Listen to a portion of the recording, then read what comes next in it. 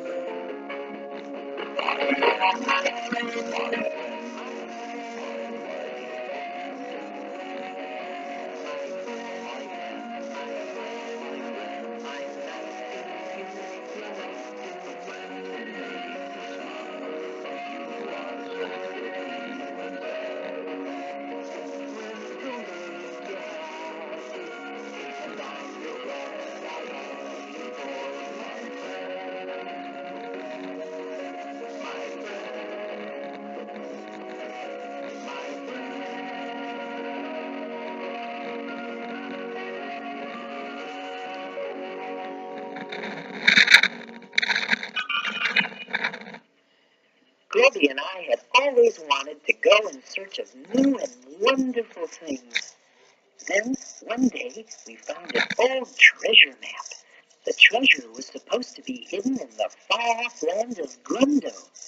And so we left our homeland of Rilonia and set out on our great adventures.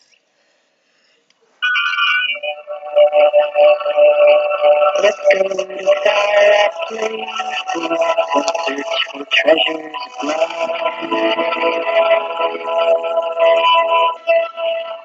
Grundo was a long way from Rilonia, and after walking for many days, it didn't seem like we had made much progress. Teddy, my feet are getting sore. I must have stepped on every rock between Valonia and here. You didn't tell me that adventure seeking would be this hard on my feet. As you can see, Grubby does have a lot of feet to worry about. So we decided to camp there overnight. The next morning, Grubby's feet were better, and we continued on our journey. That was the day we met Newton Gimmick. Oh, hello there. My name is Newton Gimmick, but everyone just calls me Gimmick. I'm an inventor. Oh, yes, indeed. We discovered discovered that gimmick is a marvelous invention. Well, I think marvelous inventors might be exaggerating. It would probably be sufficient to say wonderful inventor. We also discovered that Gimmick is marvelous. He told Gimmick that we were on a journey to find a treasure. He said that one of his latest inventions might be very useful to us. Grubby and I were very interested, so we went to Gimmick's house to see just what this new invention was. Yes, here it is. I call it an airship. It looks like a boat. Oh, well, as a matter of fact, it did start out to be a boat, but then I realized that I'm not very close to water. No, you're not very close to water. Yeah, it would be kind of good for a boat to be close to water. Precisely. That was my exact conclusion. But then the idea hit me. If a boat could float on water, it could also float on air. If the air is hot, that is. Gimmick explained that by pumping hot air into a giant airbag under the ship, the hot air would rise and cause the ship to lift off the ground. It sounded logical, but somehow something didn't seem quite right. Teddy, something doesn't seem quite right. As the airbag filled with hot air, the ship began to lift off the ground. Hey, Teddy, it's working. Yes, just as I expected. Make sure all the tether lines are tight. Everyone, get aboard.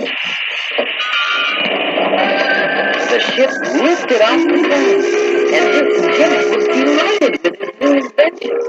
But somehow something still didn't seem quite right. Do you know what it was? Teddy, something still doesn't seem quite right. And I think I know what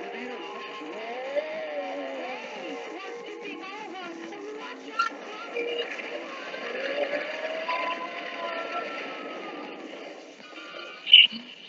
The airship had turned upside down and crashed. Apparently, something wasn't quite right. Oh, really? Maybe it was the hot airbag trying to get out from under the ship. Yes, Grubby. That may be it. What Grubby said was correct. By any chance, did you expect what would happen?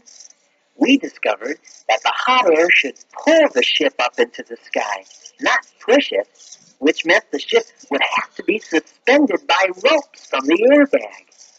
Indeed, Teddy. And once we had done that, everything was all right. Well, almost all right anyway. You see, we could make the ship go up and down okay, but we couldn't steer it very well. In fact, we got stuck in a tree. Suddenly, we heard a tiny voice. Just what are you doing in my tree? Who said that? I said that, and I'll say it again. Just what are you doing in my tree? We discovered that the voice was coming from a tiny flying lady. Hey, would you look at that? What is it? I'm a wood sprite. No, there is no such thing as a wood sprite. Oh, no? And I suppose there's no such thing as a big bag of air stuck in my tree. But there it is, big as life. She was a real wood sprite, no bigger than a bird, and very pretty. Well, how about living this... Oh. Do you really think I'm pretty?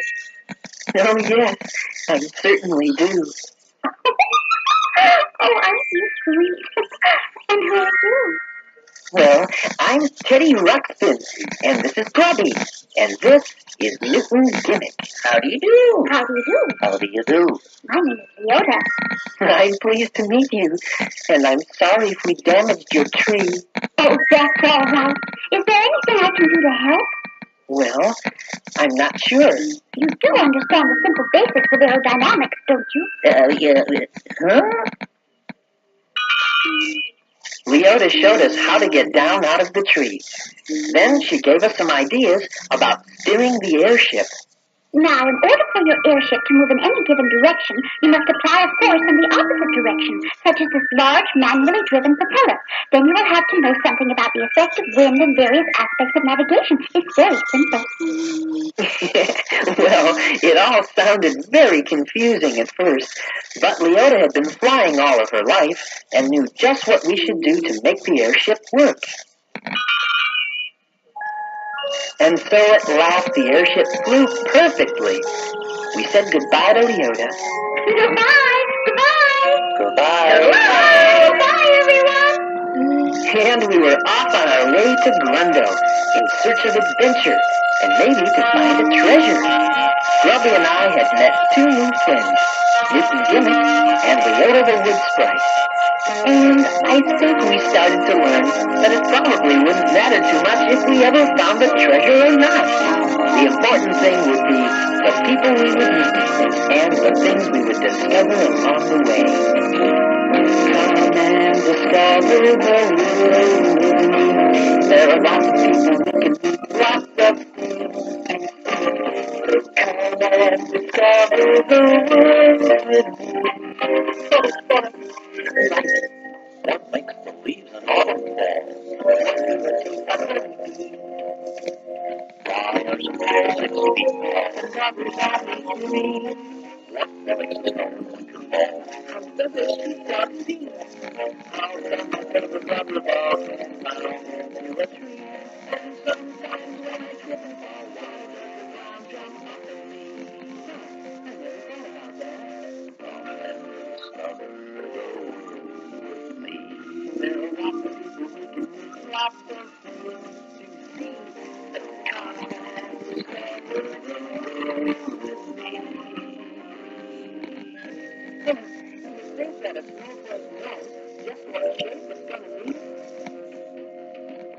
Now do you see the duck-haired toads?